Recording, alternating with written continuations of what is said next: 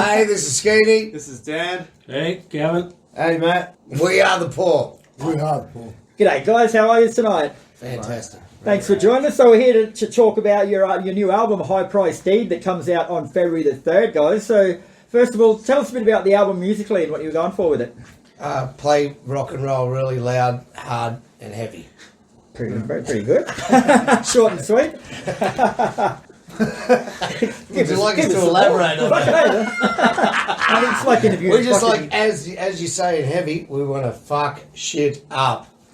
Yeah, very cool. And it's your first album since round 2 in 2010, guys. So how is it different sonically to that one? Well, it is very different sonically, I think. I just don't think that we got the last two albums right. Looking back on them now, and the way this one's sounding and the way the songs came together was a lot of hard work, but it just felt right. Thank you very much. Well done, Skeety. Well done.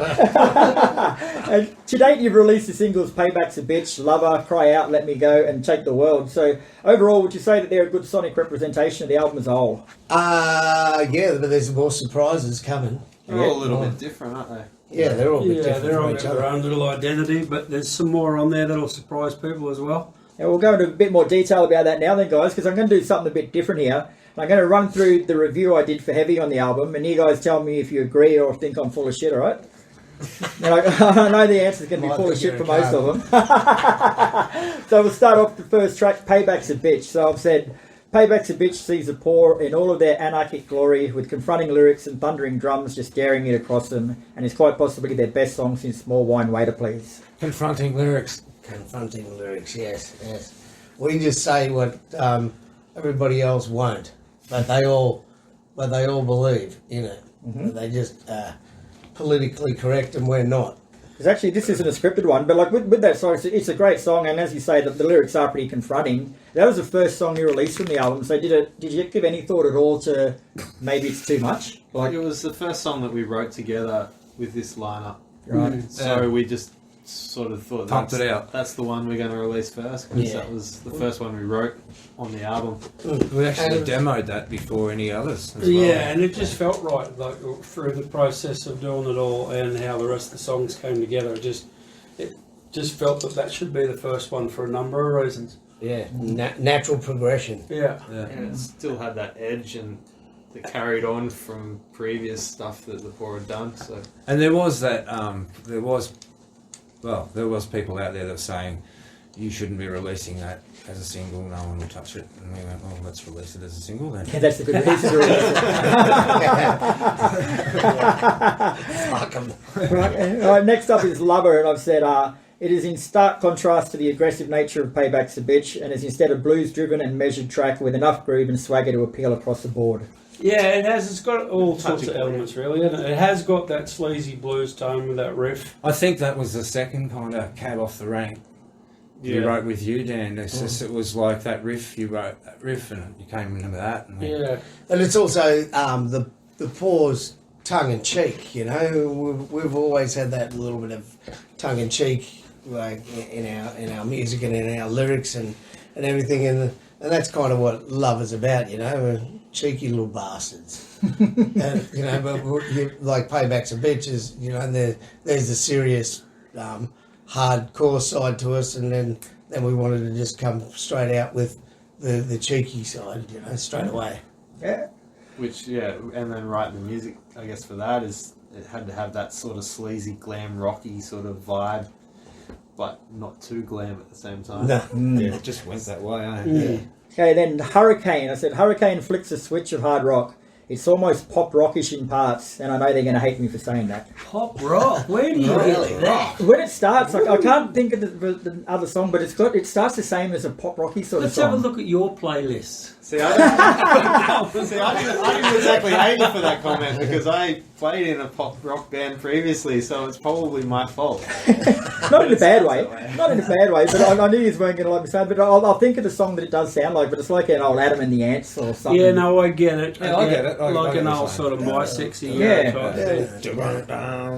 No, that's the wrong song. Sorry. But that sort of song, that song's sort of about just about us and an old friend of ours, Clarky. You know, he was up on the wall, our old sound guy who died years ago, and he was the audio boff, and he was the loudest sound guy ever, and we had to put him in there and immortalise the guy because we loved him, and that's what his sound was. It was like a fucking hurricane, you know? Yeah, right. Fucking roar. And that song came together pretty easy too without thought, because it was just once that riff started, it's just got that drive. You can't do anything else with it but just drive it. And it's- yeah. And a voiceover introduces "This is the story" before Cox's guitar screeches in opposition and coaxes Skeeny back into angry mode. In a track that appears to be directed at all of those who dare to oppress and desecrate the ideas of which the rock community was founded. Yeah, I'm pretty sure that came straight out of COVID. That and oppression and everything and all the bullshit that we have to put up with our illustrious leaders. Mm-hmm. And that one there was a lot of this stuff was formatted and worked on through COVID, wasn't it, when we were locked out? Yeah. So I guess we were lucky where we could travel where other states couldn't, but they were jammed in their homes. At least we could come in here. Yeah, we weren't supposed to be together. Yeah, there was a couple of times So Snuck out at midnight. breaking track a bit then, like you said, most of it was written in COVID. Like, how did you go coming up with ideas and shit for lyrics in that period? You know, like all we had to do was watch Netflix and shit on the news. Like, how did you go coming up with inspiration? Oh yeah, well, Took a with while. that song. frustration. Everything. Yeah, frustration. Yeah. Yeah, fucking oath. Yeah. Frustration and like you fucking cunts. We just want to fucking just fucking break out of the mould and just tell them it's all bullshit, which we're all finding out about now and that we all believed in, and that frustration makes it easy to write. You know, you just go, yeah, fucking. There's another one. Take the World pulls things back a notch, ushering in another hard rock and blues tinged track that rumbles from first note to last. It would have been easy and tempting for the poor to write 10 songs like Payback's a Bitch, safe in the knowledge that 99% of their fans would love every minute of it. But instead they have written a collection of songs that is more true to their musical pedigree, and for that they must be respected. Yeah, I don't think we ever set out to say, hey, we have to write X amount of songs this way, or, you know, we have to deliver that. And that's been a great thing with Dan, is we sat down from the start when Dan joined and said, let's just churn out any idea and see what it's like. And I mean, there's parts of that would be straight out of Alice in Chains, and everyone's an Alice in Chains fan. But and it was just cool. It was something sleazy and groovy, and as you said, we could have punched out 10 Paybacks a Bitch, but we don't want to do that. Mm. Another thing about Take the World is it was one of those songs that really took a long time, like say Man of War did off the first album. You know, we It took evolved. it out, and it wasn't until we were in the studio and it was coming to crunch time, and other melodies came up for it and other lyrics came up for it, and Yeah, we literally- trashed all some the other ideas and Yeah. fucking Yeah.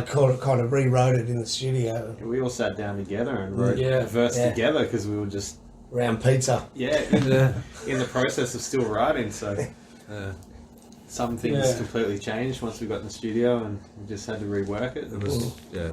That song was one that we went in sort of unsure of where it was going to come out. Yeah, we were all freaking out about it. But we knew actually. it was going to be good. Like, Yeah. just had the elements there. We just needed to piece it together. So It's nothing like a bit of pressure to make things happen, eh? Yeah. Okay, so Going Down kicks off with an almost blues-like swagger before Hanson starts pounding drums and leads Cox headlong into a guitar riff that seems to be a refreshing new focal point of the Pause music. Skeening's vocals by now are as much Australian royalty as Shane Warne was our most revered beer-swelling leg spinner. But so far on High Price Deed, he seems to be lending more of his actual singing voice rather than the gravelly strains of previous albums.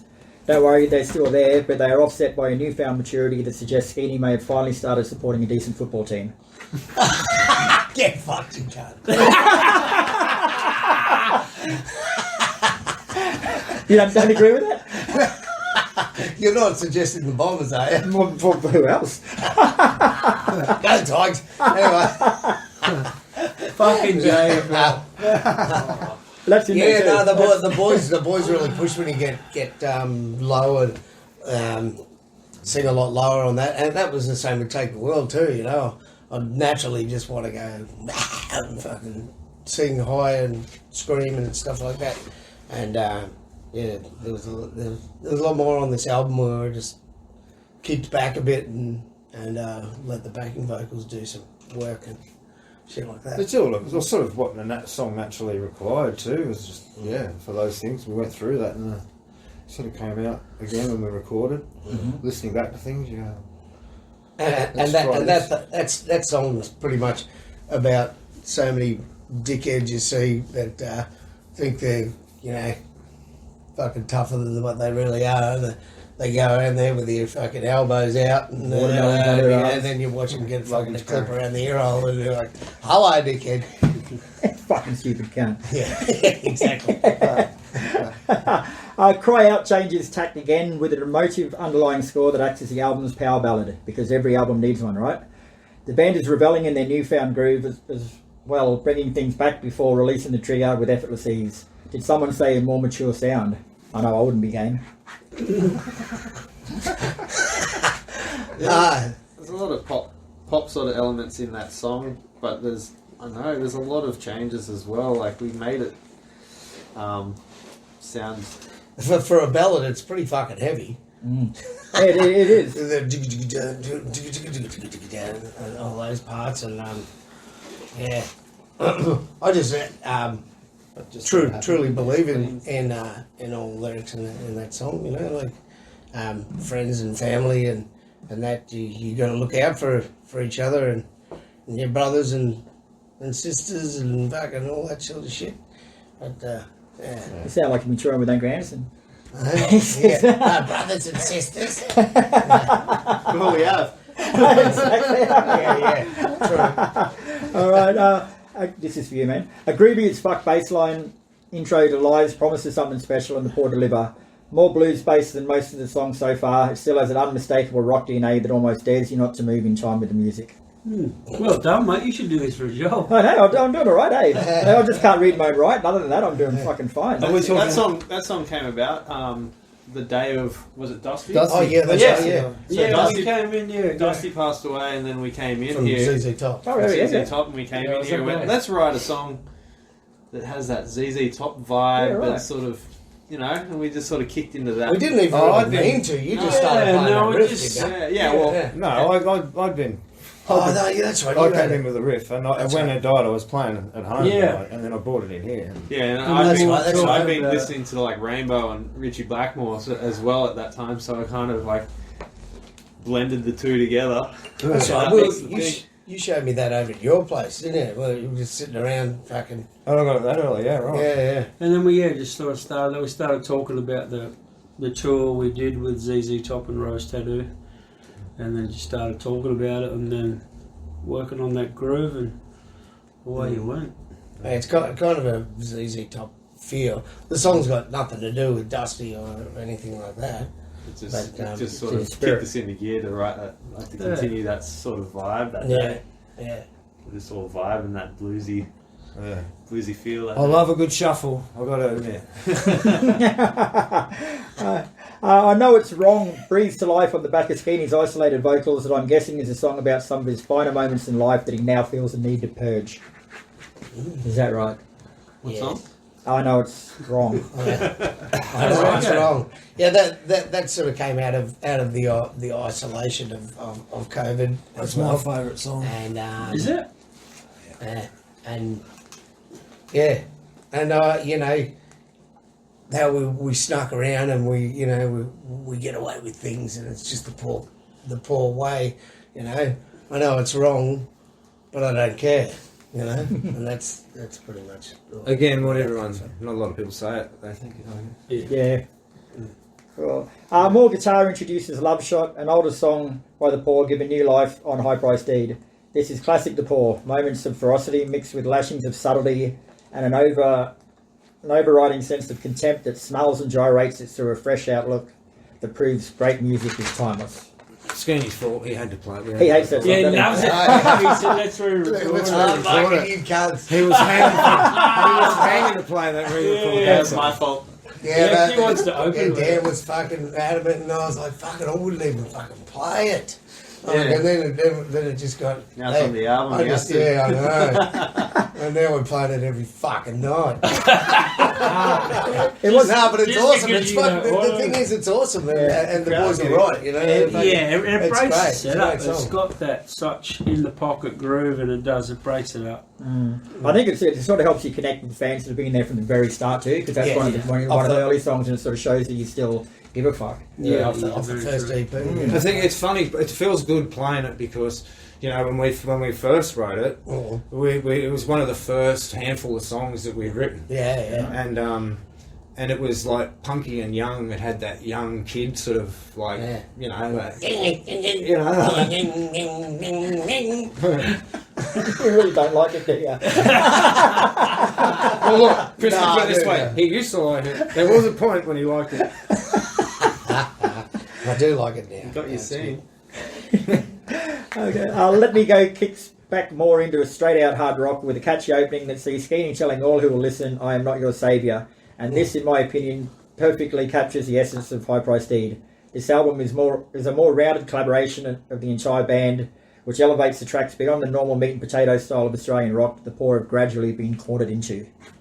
Well, that song probably out of that and I Know It's Wrong is probably the two songs that took the most beating together, because especially Let Me Go, we tried every tempo, every time signature. There was something that at first we started with it really up tempo, really quick, and I just cringed every time we came to that groove. It just it didn't sit right. It felt Blink 182-ish or something like that. I was just like, fuck, what's not right? So we went back and forth with that one so many times. Yeah, that one. Like, fucking Because then it went too slow and we're No, like, too yeah, slow. it needs- Oh, it needs that's pumping fuck up. And shit. Yeah, dump out. It was. We went through everything of that one, But which was cool because again, that was another COVID thing. It's like, well, you know, sat in here and we just went back and forth and back and forth. And when you look through our phones where we've recorded them just in here on the phone with ideas, is like version 55. Yeah, or something wow. like that. Oh yeah, fuck mine's up in the 200s. Yeah, my voice. That's my voice memo. It's like Yeah, 30 that's of it. them. Yeah, it's like, oh, Yeah. So the next album will have a different version of that, and then the next one.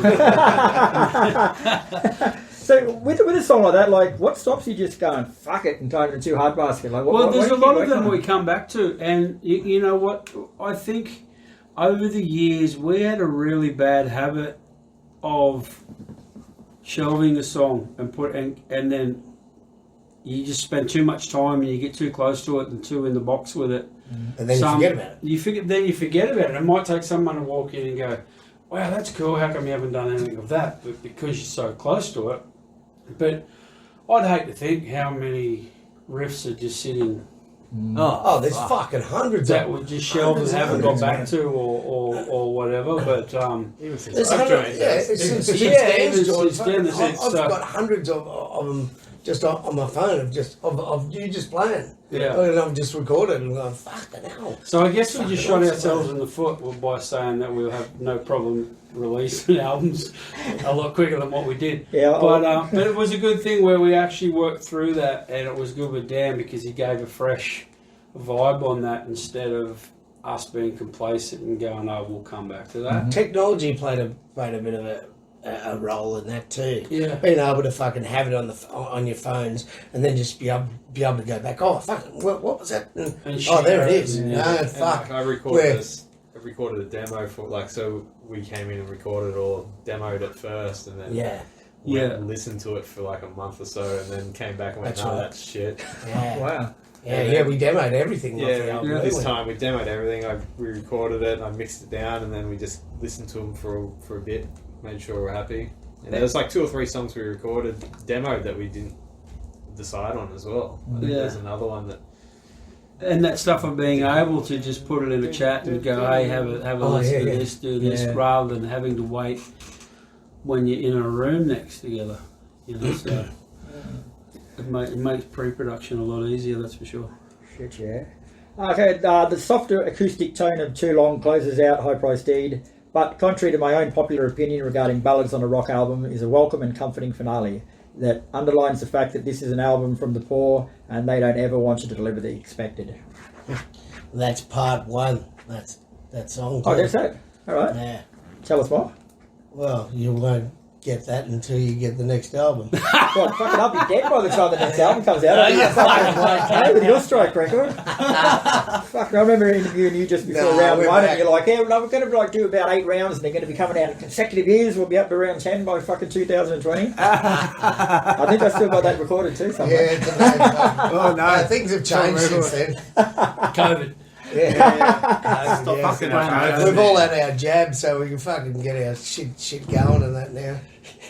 So why end the album with a slower song like that? Like I say, I think it's good. It sort of rounds it out, and it sort of, I know it's comforting in a way, but it's not normal for you guys. It's a last minute thing. The Yeah. album was already recorded. Skinny and I jumped in and recorded that.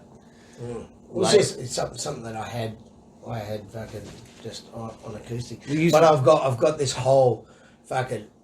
I've got the whole song. It's Yeah. like that's the first part of the We song. started it's the acoustic writing it, part. but we just Okay. Well, the next part's going to be full on, or Yeah. yeah, cool. well, I hope I'm not dead when it comes out then. as full on as a ballad can go. It will go down that path. Right. And I noticed there wasn't actually a song on there called High Price Deed, which is unusual when naming an album. Like, what's the thought process there? It's Well, a lyric. it's in The lyric. It's a It's a lyric. lyric, It's a lyric in So Love you Shot. haven't listened to A that. lyric in Love Shot. I can kill myself. Oh my god! One of the older songs. Thought you'd know it by now. No, I missed that one. We had a heap of we went back and forth with album names for so long. Oh fuck! Didn't we? Back and forth. It was basically, it was going to be 4, as in number 4. And yeah, not because of Led Zeppelin or anything like But that. another Gold Coast You band thought that was actually gay. released it. Yeah, Released an album called Yeah. 4 at the same time. and then so it was kind of thing, and then we went. The good thing about that though, we were sharing a shitload of album names, and what's come out of that is probably about 30 good song titles Oh, anyway. Yeah. And working titles and stuff, but yeah, it's just Skeeny begged us to have that because it's off his favourite song, Love Shot. You're going to be playing that with every live set from now till eternity. The acoustic version of the next album. Acoustic version. No way. No, we'll do a fucking what is it? A Frank Sinatra Yeah, version. cabaret jazz Love, version. Love Shot in the middle of the night. Bap, bap, bap, bap. Why wait? Yeah. Yeah. Drink that knocks me. Tell Someone Who Cares was the best, I reckon. And we did that one. We did it fucking well. What was that? 425 mil. That was our undercover name when we do acoustic fucking shows. All right. And it was the logo of 420. underneath the schooner glass. Yeah, It was 425 mil. 425 mil. And we lived next door to the Town and Country Hotel in St Peters in Sydney. Yeah.